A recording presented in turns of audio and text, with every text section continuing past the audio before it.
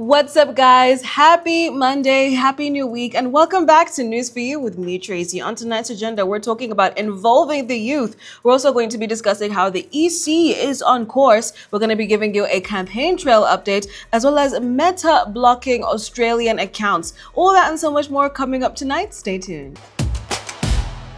With only 3 days left to the presidential elections, the country is in full countdown mode. However, analysts say that many candidates have overlooked one of the most influential voting groups, the youth.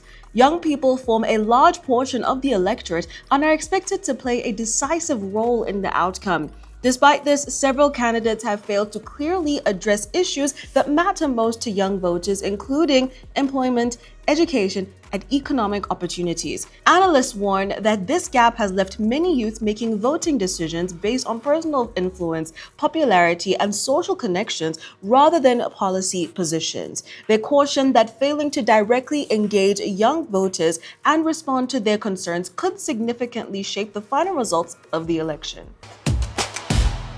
As the country enters the final countdown to the January 15th, 2026 polls, the Electoral Commission says the preparations for the general elections are on track, with the roadmap being followed as planned.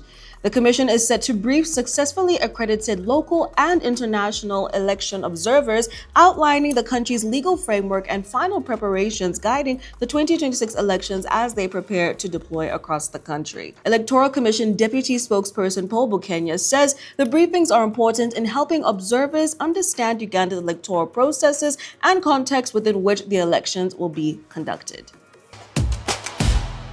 As elections draw closer, presidential candidates are running the race to finish their final stretch ahead of polling day. President Museveni of the NRM campaigned in Bukonzo East and Bukonzo North.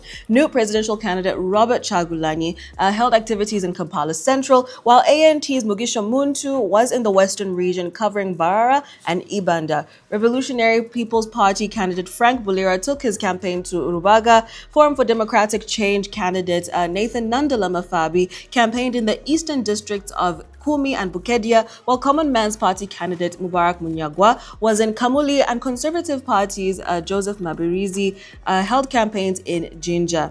Candidates continue to crisscross the country, making last-minute appeals to voters ahead of the January 15th elections. For more updates, please make sure to tune in to Live at 9 on NBS TV. Meta has blocked about 550,000 accounts in the early days of enforcing Australia's new social media ban for children under the age of 16. The law, which took effect in December, required major platforms including Facebook, Instagram, and Threads to prevent underage users from holding accounts.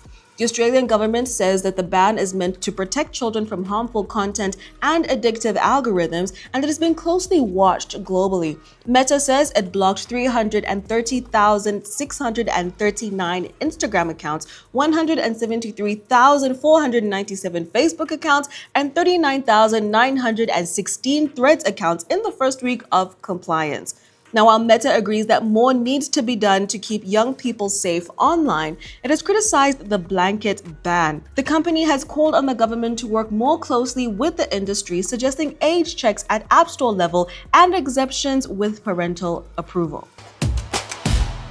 It's time for sports. As you know, I am just a girl and I can't report on sports, but that is why we have sports reporters. Check it out. Hi guys, Nina here, and I'm back again with some AFCON updates. The AFCON 2025 semi-final lineup is now here, with Egypt, Senegal, Nigeria, and hosts Morocco all advancing from the last 8. We're going to have Egypt face Morocco, the continental rivalries that have faced off 16 times. That is quite interesting, right?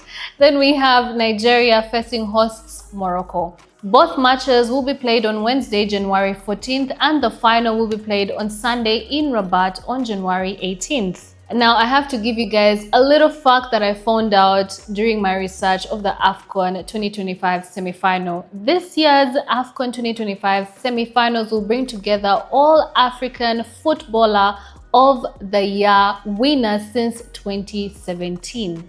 Starting off with Mohamed Salah, who won the African Footballer of the Year in 2018 and 2019. Then we have Sadio Mane from Senegal, who won the award in 2019 and 2022. Looking at Nigeria, we have Victor Osimhen and Ademola Lookman, who also won the African Footballer of the Year in 2023 and 2024 respectively. Lastly, Achraf Hakimi, who secured that award in 2025, he will be leading hosts Morocco. Now that's actually very interesting. What does that mean? I feel like it's going to be a very interesting semi-final to see the best of the best playing at the AFCON 2025. And that's a wrap for tonight, guys. As always, please do leave a like, share, comment, subscribe, all that good stuff, and I'll catch you again tomorrow. Bye.